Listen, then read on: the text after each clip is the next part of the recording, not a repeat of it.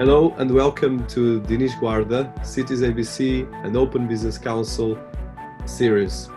We are a fast-growing YouTube and podcast thought leadership channel focused on profiling the global leading inspiring people, CEOs, authors, technologists, academics, and people that are framing and creating a new vision for our world, and especially looking at solutions, how we can actually get better results for the problems that we are facing. In this channel, we've been actually highlighting ideas, products, inventions, software, books, and solutions to the multiple challenges and opportunities we face in our cities and our society. But we face especially, and we actually profile special people that are inspiring, people that are doing fantastic projects, and people that are trying to transform our world with all the areas and all the challenge from fourth industrial revolution to blockchain, AI, and all the frontier technologies that are disrupting and as well accelerating our evolution as humanity. These podcast series are produced and distributed on citiesabc.com and openbusinesscouncil.org and syndicated on intelligenthq.com, fashionabc.org, edgefink.com and tradersdirect.com, our associate partners and as well media platforms. So today I have with us Marco Robinson, Sir Marco Robinson, with his Malaysian title, aristocrat title from Malaysia, which is quite an interesting thing. So Marco is an author, actor, and founder of the homelessness charity FREEDOMX, and that was created with the explicit mission to stop homelessness using revolutionary blockchain technology. So you can see where the donations are going and witness the progression of the people you are helping. He is as well knighted for helping guide dogs into Malaysia and allow into public places, which has transformed the lives of 350,000 blind people in the country. He's as well a best-selling author of 2 books, and as well an entrepreneur that has been working in property and real estate and as well in restaurants. And as well, I think he got a new hat as well an actor and producer of films. And I think especially his last film that became a blockbuster, especially during the COVID-19, which is quite an interesting and actually an achievement, The Legacy of Lies, that is a spy thriller that was starring Marco and as well Scott Adkins as the main main actor. And it takes 7 years to complete and raised $10 million and is now distributed by Lionsgate and as well released on Amazon Prime. And as well, he was the star of the hit channel, for Channel 4, the show Get a House for Free, that went in 67 countries and showcased Marco as a personality in these areas trying to precisely create attention for homelessness and giving some houses to homeless families. So Marco, a pleasure to have you here. I'm excited to talk with you. Good morning. Thanks, Dinis. Pleasure to be on the show. Okay, so Marco, so you are quite a personality, to say less, both with your energy and as well the work you've been doing, and a lot of different things. And I want to start, I know that you had a very hardcore origins, but I think that for most of the people could be something that would mark them from all their lives. For you was as well a way of changing the world. But I know as well that I would like to have that story and I think share that story with our audience, because I think people see the successful person, the influencer with hundreds of thousands of followers as well on Instagram, and as well a business successful person, as well activist in a lot of different ways. But there's a very hardcore and as well very humble beginnings that made who you are today. And I would like to hear that story, because I think there's millions of people suffering for this, and we'll touch homelessness and a lot of other things. But I would like to hear your story that is very inspiring. Yeah, thank you, Dinis. Well, I think everyone has a story, and a lot of people are shy to tell their stories. A lot of people don't want to, go into the past. But at the end of the day, the past really defines who you become. And when I was very young, 2 years old, my mum left my father. He was a gambler. So to put that in perspective, gambling, he was addicted to that. He would spend everything he had and my mum's wages and everything and run up debts in town. And it was a bad state of affairs. So it got to such a state that she had to leave him. She was 23, I was 2. And then she went to live with her mum in the north of England, which is very cold. It was December.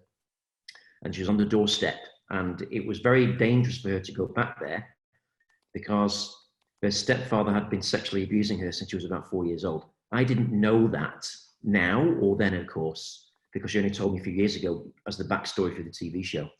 So she was shaking on the doorstep, and the stepfather said, it's either me or them, to my grandma. My grandma said you couldn't stay there, so we had to literally sleep in the park, and it was snowing. It was freezing cold, and we nearly died. We were there for a few nights.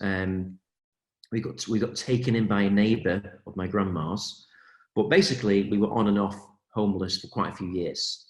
My mum didn't have a university degree. She was a casual worker, get work where she could.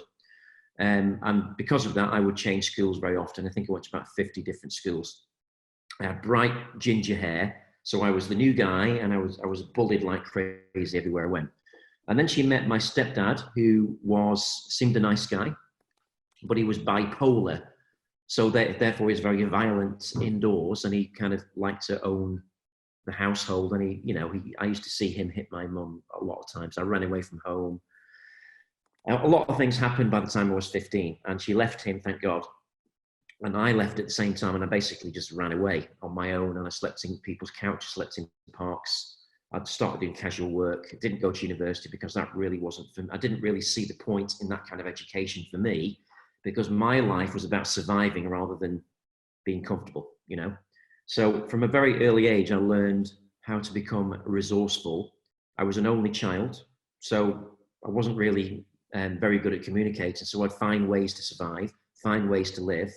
And that kind of story has mirrored what I've become into in terms of a part of my life is I realized that, the only person who's going to help you is yourself. You've got to take responsibility.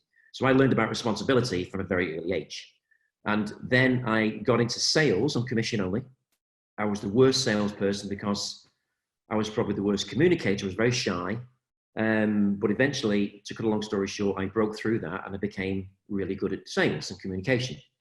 And I was the best in the company. I broke the world sales record. And then I got headhunted to go all over the world. And I ended up being in Malaysia in 1997 to run a public company in that industry. And I stayed there for a few years, turned it into a $1 billion company. But then a few things happened. My wife had an affair with my best friend. I had a heart attack. I lost all my money that I made. So again, I was back to square one, but I'd learned so much during that time. What I've had a habit of is doing all the wrong things and learning that's the wrong thing, and then learning from that to make it into the right thing. So then I became basically a default entrepreneur. And ever since then, I think 2001, I basically worked for myself and not anybody else. So that was one of the things I needed to do. Is I learned, I guess, quite a young age that you have to really be your own boss. So I did that. I became a speaker, spoke all over the world. I opened restaurants. I did a lot of property sales, bought them, invested in them, sold them, etc.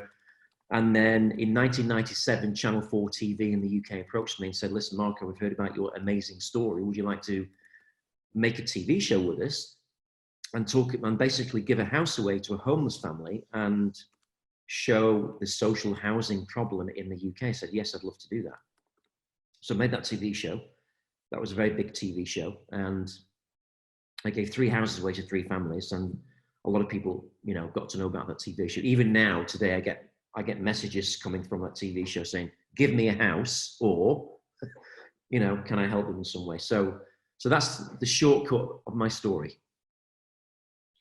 Yeah, that's quite, I would say, a roller coaster. And I know that it's not easy to, first of all, to get out of that, childhood, actually, since a baby, that experience that is quite hardcore. But I would like to go, I know that you reinvent yourself multiple times, which is kind of a virtue that very few people can actually master. But as well, let's start with the first, and of course I don't want to go to psychology, but I think it's important for people listening to us. And I know that FREEDOMX, that is your baby, was created precisely to solve these problems. But from your experience, because most of homeless sometimes is people that are really in a family and that the family breaks down and they become homeless. In your case, you are a baby. So this marks someone for the rest of their lives, and as well as a lot of consequences. So from that experience, and as well, from everything you've been doing in life, I would like to touch that because well, I'm privileged that I had a very, very good family and background, but I think people don't understand how precious and how tricky homelessness is. And I think sometimes there's even a depreciating thing that people, I was reading actually a research that said that most of, I think the biggest thing, and for me, is actually difficult. And I see someone homelessness in the street, and I've been trying to work with you and help on that. But is that you try to make not look at the person, and in some cases people think, okay, these people are lazy, whatever the stuff. So I would like to touch that angle because you were an homeless, and actually you were a child homeless, not someone that was in an older stage, because most of the homeless are after 20 somethings or stuff like that. I would like to touch this, and I think a bit of the background, because that I think it's important for people to understand that. Yeah, I think there's a lot of misconception about homelessness. A lot of people, like you said, think they're all losers. They don't want to work, etc. Now there is a small percentage of that element, but most homeless people actually come from broken families. And they come from a family that there is some breakdown some along the way, there's some abuse along the way, because the people that are their parents or the people that are elder than them have had their own past, which has come through to their parenting, because no one goes to school to learn how to be a good parent. That's the bottom line. What we do is we send them off to school as fast as we can because we don't want the responsibility of kids all day. But basically, a lot of that homelessness psychology comes from broken people and mental health problems. And it's interesting, we're talking about mental health right now because of COVID has affected people's mental health more than anything in terms of a virus. You could actually call it a mental health virus because people are asked to be locked down on their own or with families they don't really get on with. And there's been more divorces and more splits than any time before that. So homelessness, it comes from mostly broken families where mums and dads who are broken up, who don't have the resources financially or otherwise to teach you as a child and empower you and bring you up in the right way. And what happens then is that as a child, what you do is you copy your parents, you mimic your parents. So if your parents are having, they're drinking or they're taking drugs, those are extremes. But I would say most commonly is where there are communication breakdowns in relationships. And you take that on as a kid, and what you do as a child is you hide away from that. Because as a child, you want to be happy, you want to play, you're in your imagination all the time.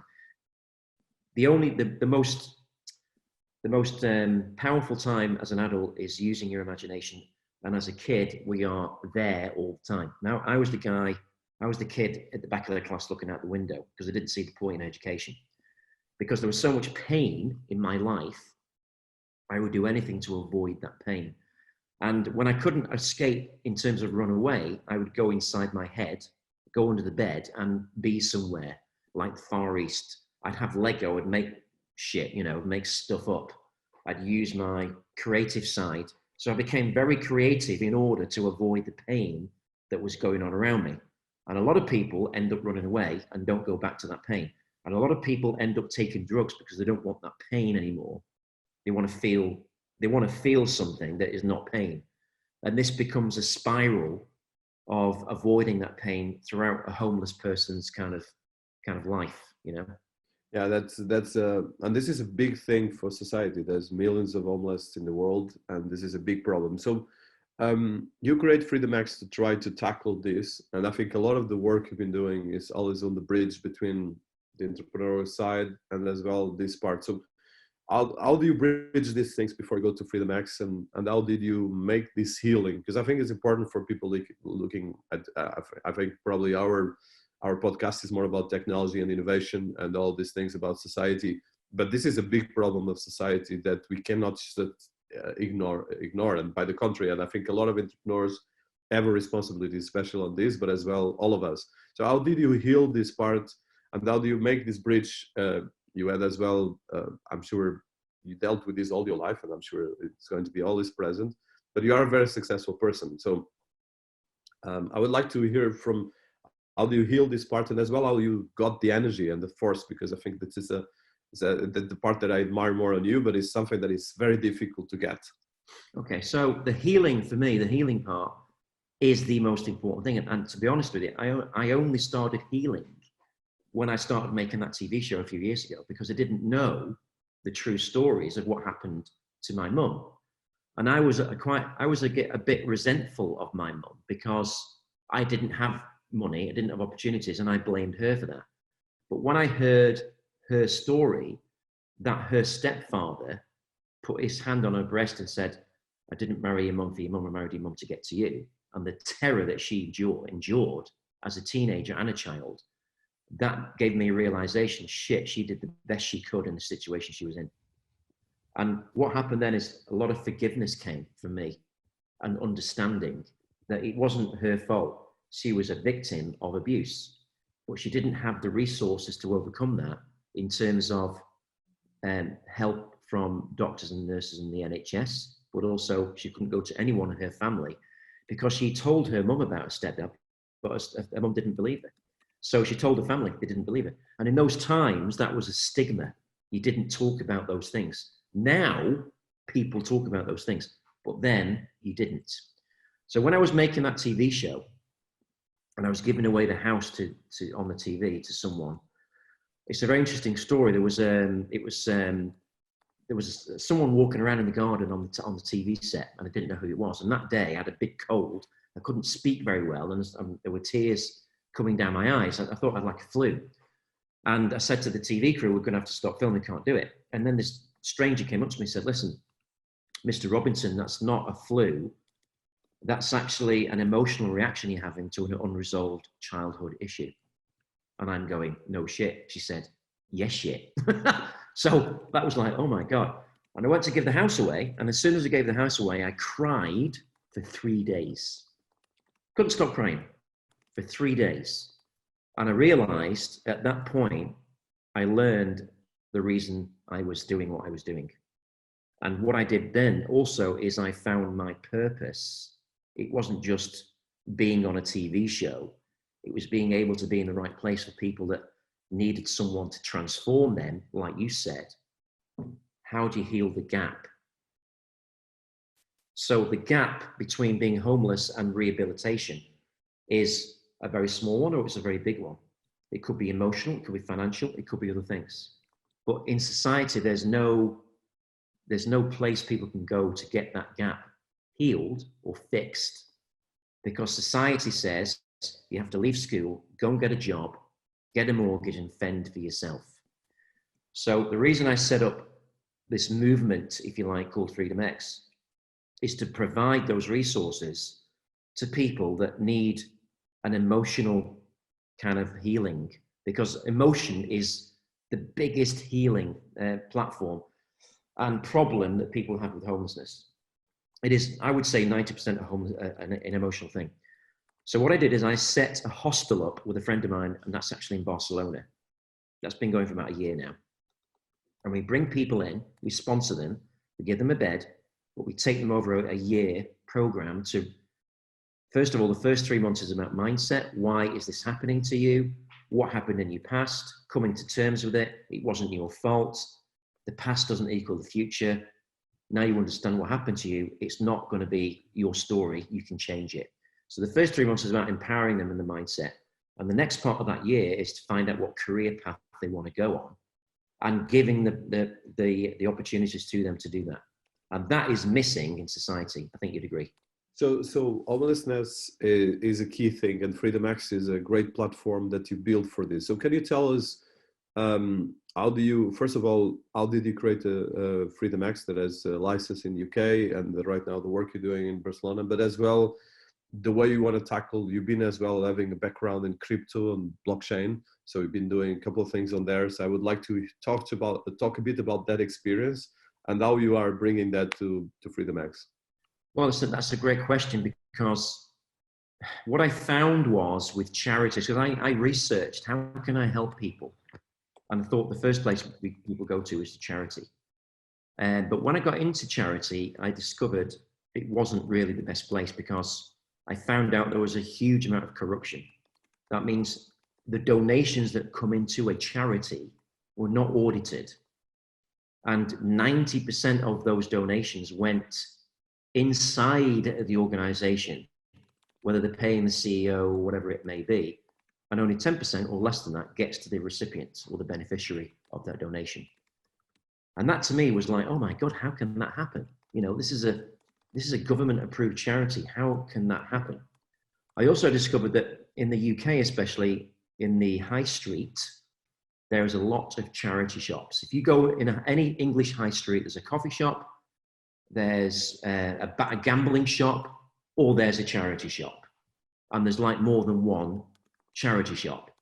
And the reason I discovered that was because those charity shops are only giving 3% to the actually charity. So it's a 97% net profit. And you don't pay business rates or council tax or things like that. So it's actually a business loophole. But again, that money doesn't go to the right people. So when I found out about blockchain through yourself, Dinis, and going on the speaking circuit, that to me, that technology was a way to fix that issue. Because if I could find a way to assure the people that are donating the money that it was getting all of it to the donation, the recipient, and paying people that need to be paid along the way, volunteers, people like that. But there was an order to track that was indelible, immutable, and it was transparent. More importantly, I thought that definitely is the key for people to get out there and help people instead of having a stigma. Well, I'm not going to give any more money to these people because they're losers and spend it on drugs and booze. So that was really what the breakthrough was in my mind with blockchain.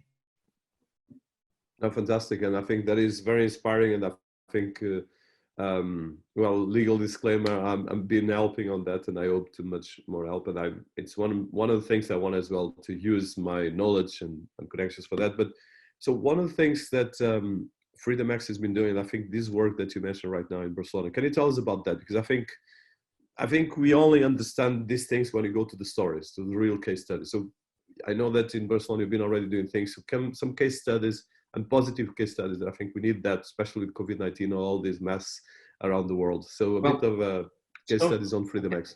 So far, we've taken 19 people off the street during COVID, and now they've got jobs or they've got their own business, which is it's a very small hostel. It's not, we're talking about this sleeps 5 people. So we've run to maximum capacity. For example, one of those people was a guy called Bob, 65 years old, American, living in Barcelona, divorced, no money, on the street, fantastic artist. So what we did with him is we got a studio built in the hostel where he paints, and we started auctioning his paintings, and they started fetching between 500 and 1,000 euros. Real life case study. And people loved buying these paintings because they were helping somebody off the street. Because 50% of the painting money went to Bob, but 50% went to the next candidate that we would bring in off the street. So there was like a cycle, an eco cycle that was organic. So people realized what they weren't just helping Bob, they were helping someone else off the street come into that. And that's what made that transaction of buying that piece of art more emotional and fulfilling, because it was actually doing more than buying a painting.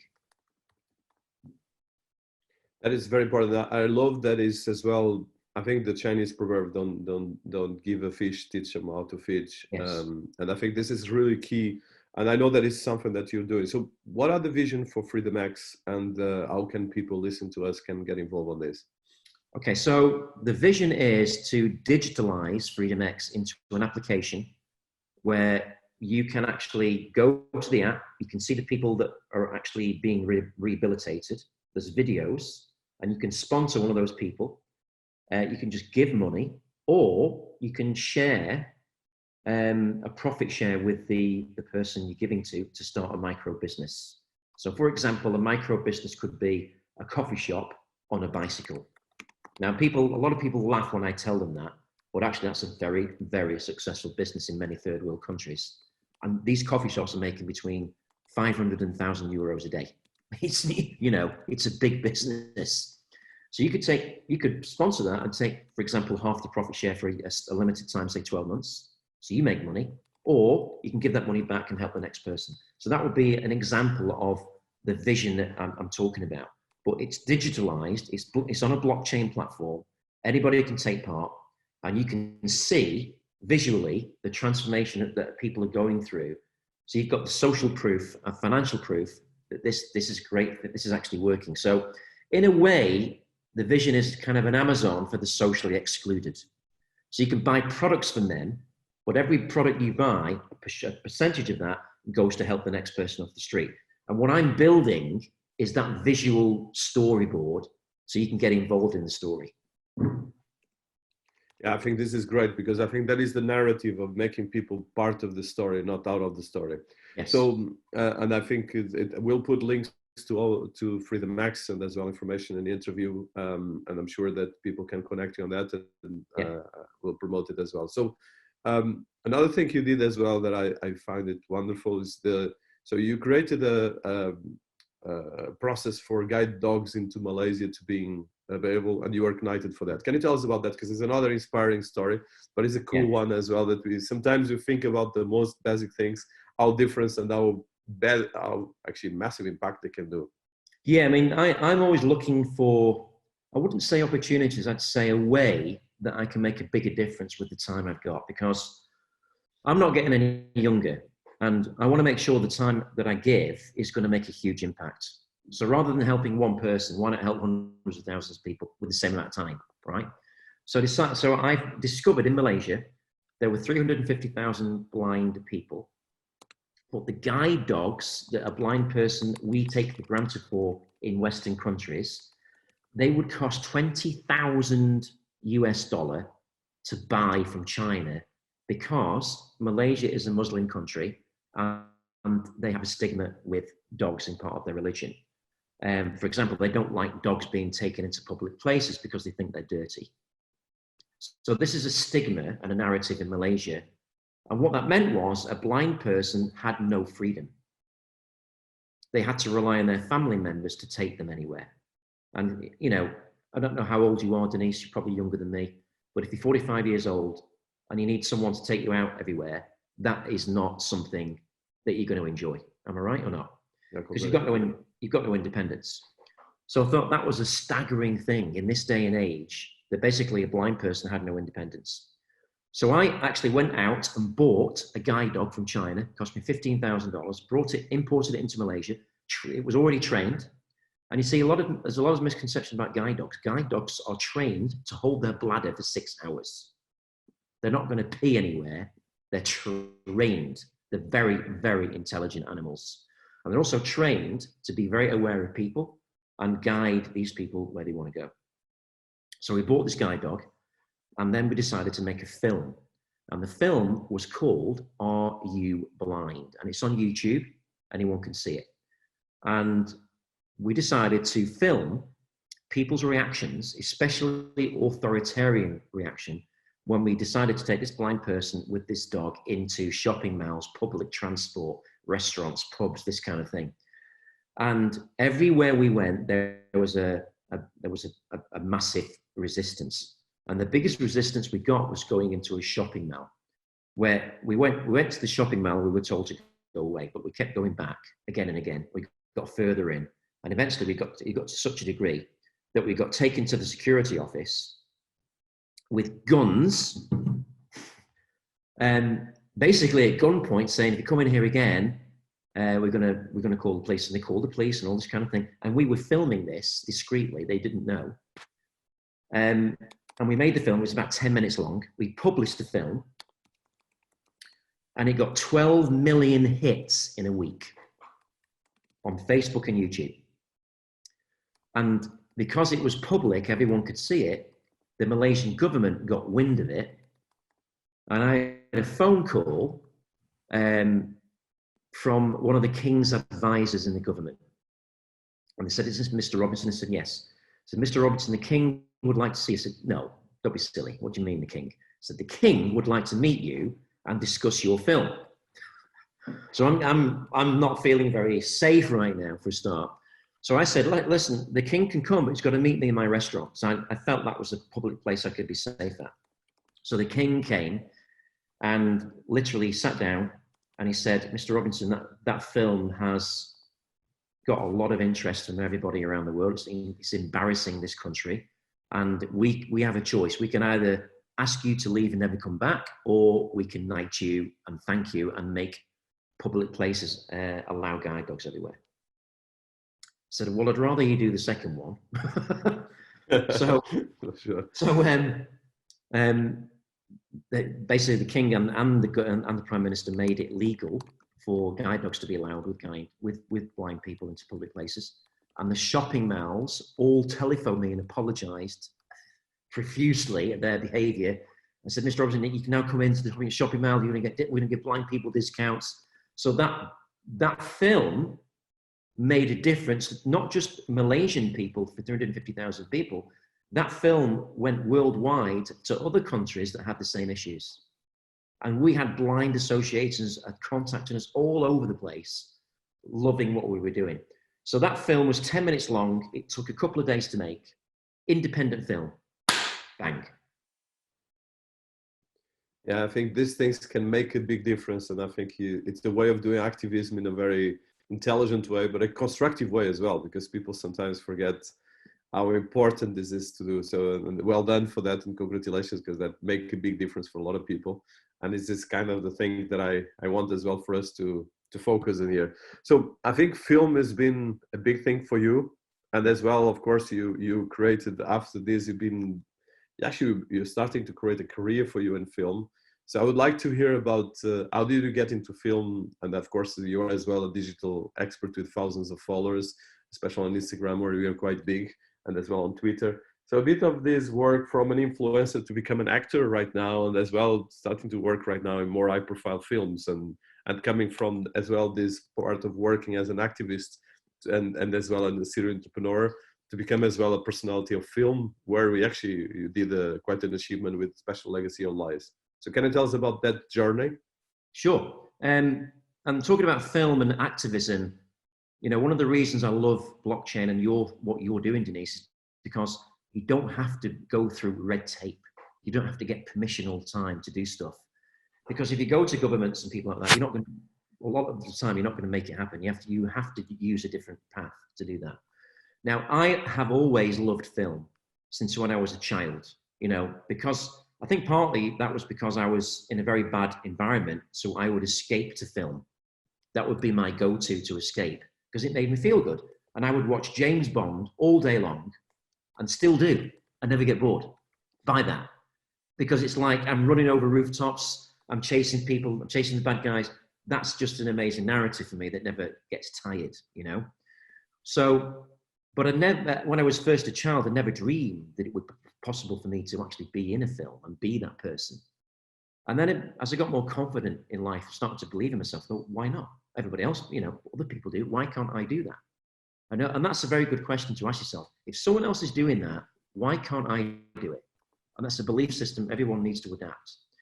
So long story short, I was so busy with business that I never got round to take film seriously. And in 2019, I said, right, I'm stopping everything. I'm not going to do a restaurant. I'm not going to do property. I'm not going to do anything else. I'm going to fly to London and go to acting school at 51 years old. I just said, right, let's do it. Because I knew if I didn't do that and commit to it, it wasn't going to happen. So I went to acting school in London, and there was 25 people there.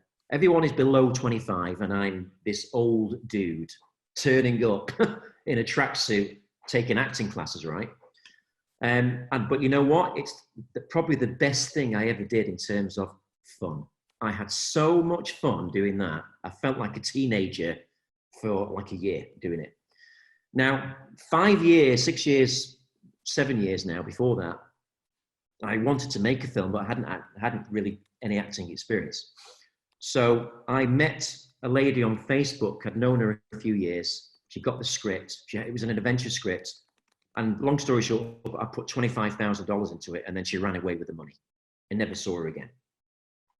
And by the way, Dinis knows this happens quite a lot in life. You get ripped off.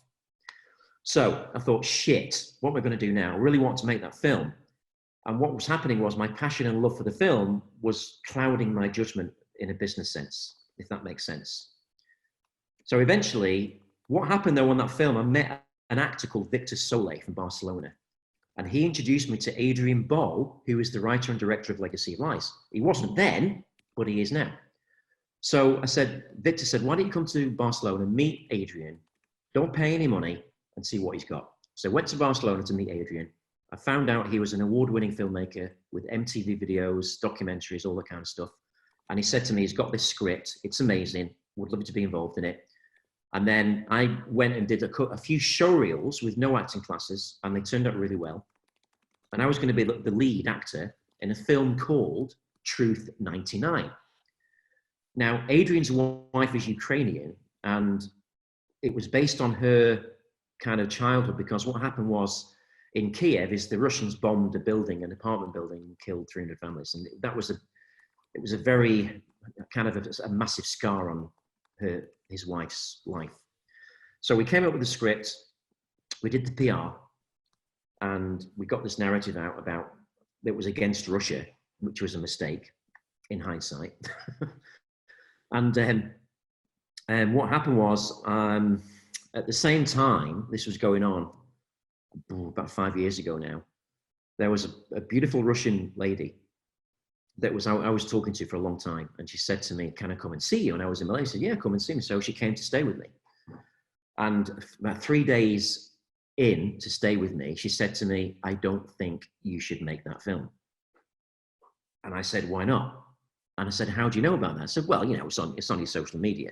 I said, no, but how do you really know about that? I said, well, you know, I'm Russian and I'm not who you think I am. I said, what do you mean?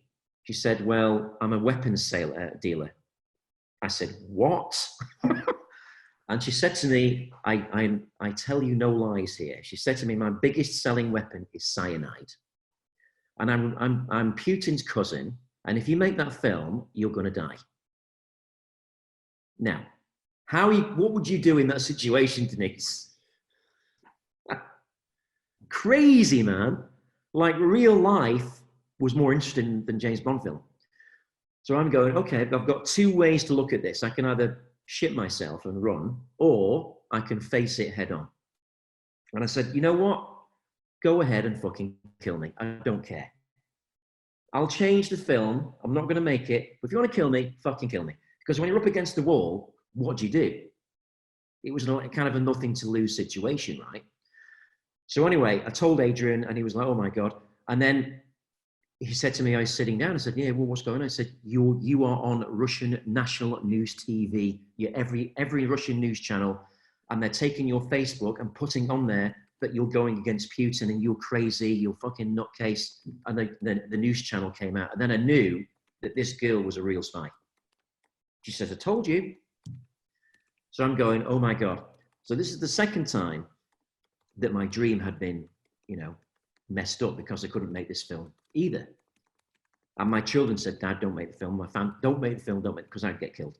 So anyway, Adrian said, okay, let's just finish it. 5 years ago, we dropped the script. And then 3 months later, we decided to make a thriller, a spy thriller, a fictional spy thriller, loosely based on that story. But it was a spy thriller and it was fictional. And we called it Legacy of Lies. And I was the first investor, saved us some more. We made a trailer, which I think you saw the first trailer, Dinis. Yep. It cost us 6,000 euros to make that trailer. And the trailer was like, oh my God, so good. And it was so good, it won the first prize at the Ukrainian Film Foundation of $1 million US. And we were like, oh my God, this is amazing, right? The problem was we couldn't access that money until we got an A-list actor to sign on to the film, so the film could be distributed and they could make the money back. Because the biggest risk is actually not the film, it's the cast who's in the film, because the cast is what sells the film. And I was an unknown actor, so I was going to be the lead actor, but I thought, okay, never mind. Let's get a well-known person and I'll be a supporting actor. So that's what we decided to do. And to cut another long story short, we looked for actors, but they were all busy, or they were like, Bruce Willis was 10 million, Sly Stallone was 15 million. It was like crazy money. I thought, oh my God, how are we going to do this? So we literally ran through so many walls to get this money. And this money was going to run out at the end of February in 2019 if we didn't get an actor. Then last minute, 2 weeks before the money ran out, we managed to get Scott Adkins to sign on. We had to give him £80,000 in escrow. We had to raid our piggy banks. I had to sell a few things. We put the money in the escrow, he signed on, and then we got access to the $1 million. And then from then, we raised another 4 million in the Ukraine. And then we started production of the film in May 2019. And halfway through the film, we ran out of money. So we're going, oh my God, what are we going to do now? Now, at the same time that was happening, the film festival in Cannes, I don't know if you've been to that, Dinis. I've been involved, but not there. Yeah. So we managed to find a friend of a friend of a friend that had a yacht. We got to the yacht. We flew in from Kiev, got to the yacht. We made another trailer. We played it on a big screen to these investors. And we raised another £2.5 million on the boat in one afternoon. Went back to Kiev, finished the film. We finished post-production in January this year. And then in February, COVID came and we couldn't release the film. So, oh, gee whiz, you know, we couldn't put it in a cinema. They're all closed, as you know, they still are. So we had to completely rethink it. And I have not made any money back from that film yet, but I'll come to that in a minute. So we thought, okay, let's just put it on streaming, Amazon Prime, get it onto Netflix eventually, but we had to do it very cleverly, where we didn't want to put it on straight away. So I managed to get a limited release of the film in Malaysia and a few other countries. There was people going, but not as much. See, when you get a film into a cinema, and it's like thousands of cinemas, that's when a film makes a lot of money. So we made a tiny bit of money back, and then I had a premiere in London, which you came to, and then we managed to get it on Sky Cinema on Amazon Prime. Now, I've got the rights to that film for 10 years, so I'm going to re-release that next year. So that's the story of Legacy of Lies. And now it's won 10 Best Film Awards from very prestigious film festivals like Miami, London. We've won 22 Best Film Awards for Best Cinematography, Acting, Director, Writing, that kind of stuff. So that success, was it worth it? Yes, it was worth it. Because in my mind, I wanted to be a great film. And I was prepared to take risks to do that. I didn't want to make a film where nobody remembered it. It didn't win any awards, and that was that. I said, if I'm going to make something happen, do it and make an impact and get noticed. Because that film, now it's made, has got me a lot more opportunities in film I would never have had, because it's a good film. Well, congratulations. It's really impressive. And I think as well, it shows you that determination is success. And I think especially in film, if you see, I'm a film geek, as you know, and Francis Ford Coppola went bankrupt a lot of times, a lot of other people. So it's about continuation, persistence. But I think you started and you achieved something in the space of 1 year or two that a lot of filmmakers and producers cannot in a lifetime. So, yeah. And I think this brings one thing that I want to touch as well, and is about digitalization of films. I think one of the things you found out is that your marketing capacities and digital capacities became one of your biggest assets as well. So can you tell us about that? Because I would like to wrap up with that, and I'm sure we're going to have another interview about this film, because and as well another one about homelessness. But I think just to wrap up on this, is that part, I know that it was a big achievement that you did, especially with COVID and with a film that is a very small budget compared with everything else. So just a bit of overview on that. Well, what happened is when I do something, a business or a enterprise, what I do is I start at the very beginning. I don't want to, a lot of people think you can take shortcuts in doing something really, really well. I don't believe you can. I just believe if you do it really well, you can make it a faster process. So I went to London to acting school. I networked like crazy. I went to auditions, Dinis, every day. I got into the actor's life. What's it like to be an actor, out of work actor, going to auditions actor, winning a part actor? I mixed with producers, etc. And then my social media, I was able to take that narrative and tell the story of making that film.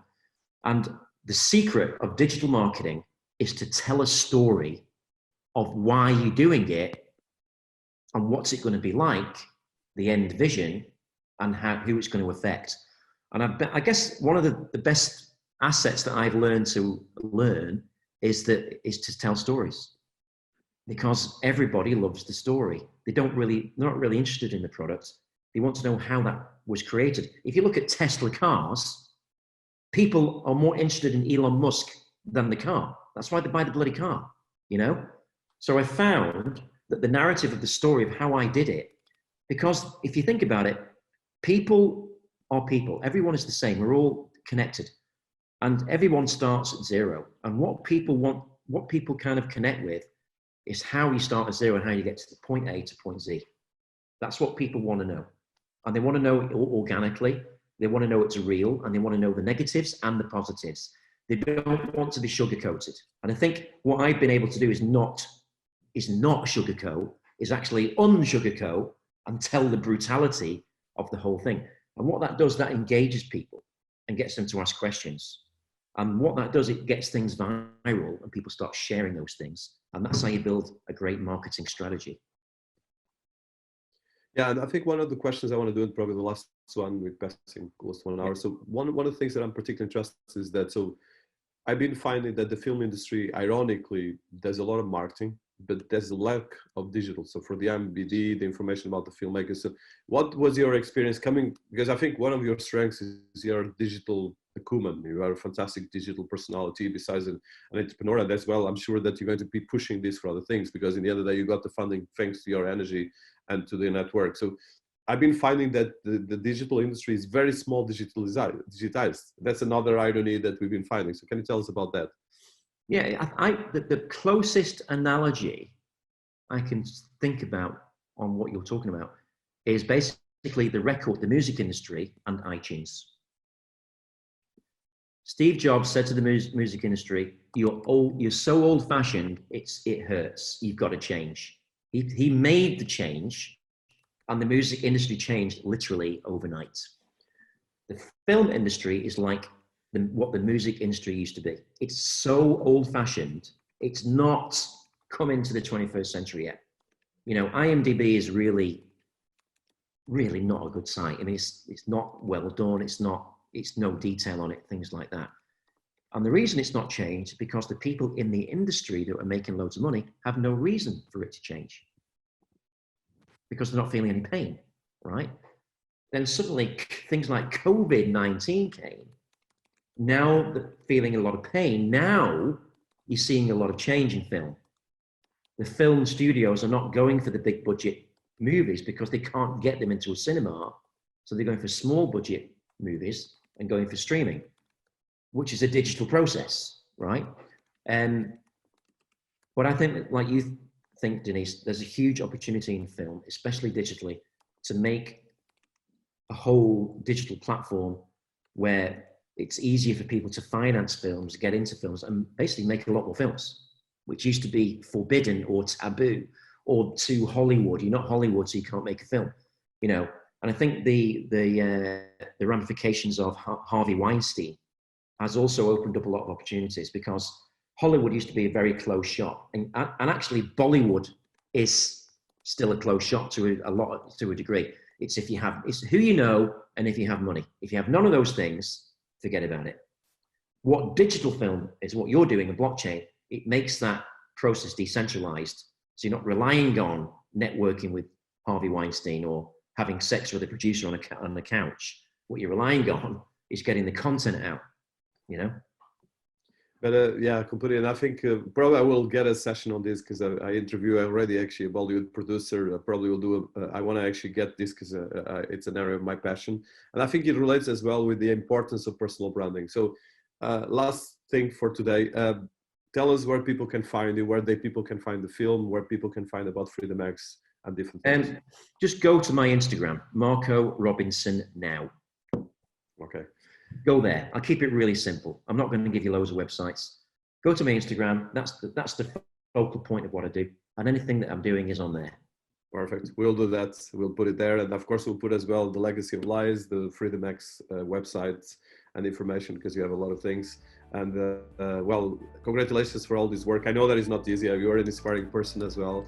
I think people will look at that and understand, and as well your honesty about facing your challenges and failures to make it more successful. And I hope the next film will be 10 times more successful. Thank you Yes, so much. it will have to be. No, you're making it happen. Thank you very much, so much, Dinis. Always a pleasure to talk to you, my friend. You're a great man. Yes, thank you.